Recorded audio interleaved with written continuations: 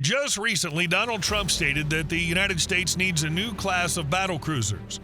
For many, this sounded like just another loud slogan, political noise, nothing more. But if you put aside your emotions and take a closer look at the real state of the U.S. Navy, it becomes clear that there's too much logic in these words to simply dismiss them.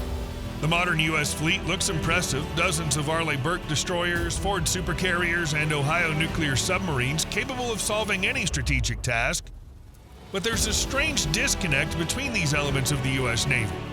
The decommissioned Ticonderoga cruisers never received a proper replacement.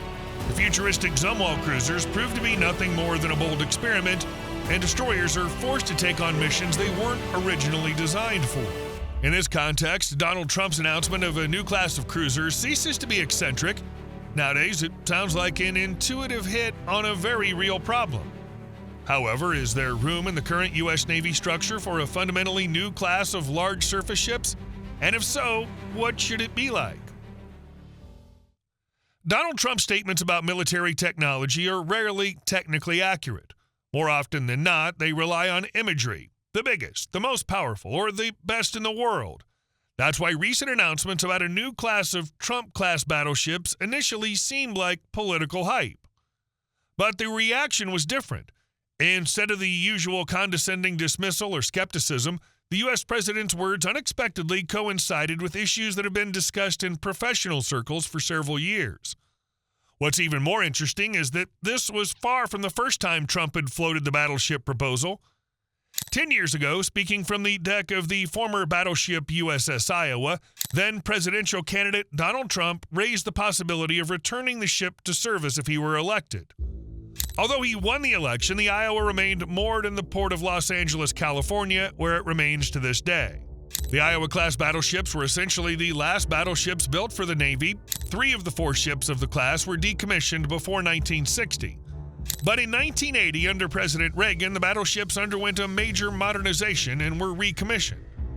Moreover, the upgraded Iowas had the largest payload of Tomahawk missiles, 32, of any U.S. Navy vessel until the late 1980s, when the Ticonderoga-class cruisers with 122 Mk-41 vertical launch system cells and the modernized Spruance-class destroyers with 61 Mk-41 cells entered service. The Iowas served until the end of the Cold War, after which they were gradually decommissioned from 1990 to 1992. However, the battleships Missouri and Wisconsin even managed to participate in the Persian Gulf War. Both ships remained mothballed until 2006 and were considered in 2015 as potential candidates for reactivation. The debate over the need, or lack thereof, for naval artillery support for future amphibious operations was a major factor in the decision to keep the ships in a salvageable condition. Incidentally, no country in the world is currently building new warships that match traditional battleships in size and configuration. While the United States certainly has the necessary material and technical resources and specialists, any attempt to build such ships would be extremely costly and labor-intensive. At the end of their final refit, the Iowas had more than 1,500 crew members on board, 5 times the crew of the Arleigh Burke-class destroyers. In the case of the Trump-class warships, widespread automation would help significantly reduce this number. However, even with this, the expected crew complement would remain around 650 to 850, which still exceeds the standard complement of any existing Navy destroyers or cruisers. But a far greater problem for the new battleships would be that, being gun-oriented, they would need to approach to very close range to use their weapons against any targets in conditions where the enemy's capabilities were anti-access and area denial are only expanding. In other words, the vessel could become an obvious and valuable target for enemy forces, creating problems for more independent operations outside of a large surface task force. Moreover, the future of those types of amphibious operations where naval artillery fire support could be most useful is increasingly being called into question.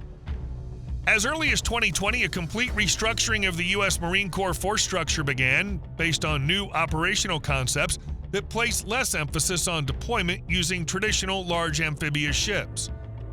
But you have to admit, it would be unfair to just criticize the Trump class without even going over what we learned about it during the recent announcement at Mar-a-Lago in Palm Beach, Florida. It is as follows. According to the U.S. Navy, the new battleship will be nearly 3 times larger than the Arleigh Burke class destroyers, the main combat platform of the U.S. surface fleet. The Trump class will displace between 30,000 and 40,000 tons, slightly smaller than the Iowa, which displaced about 60,000 tons at full load. The length of the vessel is from 840 to 880 feet, the width is from 105 to 115 feet, and the maximum speed is more than 30 knots. The render showed 3 large vertical launch systems, VLS, 2 in the bow and 1 in the stern.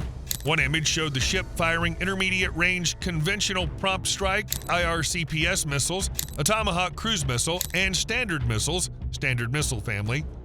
Additionally, several others were visible in the same images, such as turreted 5-inch naval guns and other conventional weapons. Among other things, the Trump-class ships will be armed with the new nuclear-armed sea-launched cruise missile, SLCM-N, currently under development, and will be compatible with laser weapons and railguns. Incidentally, the U.S. Navy has not officially announced that it's continuing work on the latter. Do you think this can be considered a bold hint? Trump also said the new ships would incorporate artificial intelligence capabilities. Speaking at the end of September 2025, the U.S. president rightly noted that ammunition for naval guns is cheaper per shell than for missiles. However, it's also true that missiles have long since become the dominant naval weapon on large surface combatants around the world for engaging targets at sea, on land, and in the air, largely due to the significantly greater range and accuracy they provide compared to even very large caliber guns. Another issue that puzzled many was the class name. This appears to be the first time a U.S. Navy ship class has been named after a sitting U.S. president, although the service has previously been criticized for naming ships after living individuals.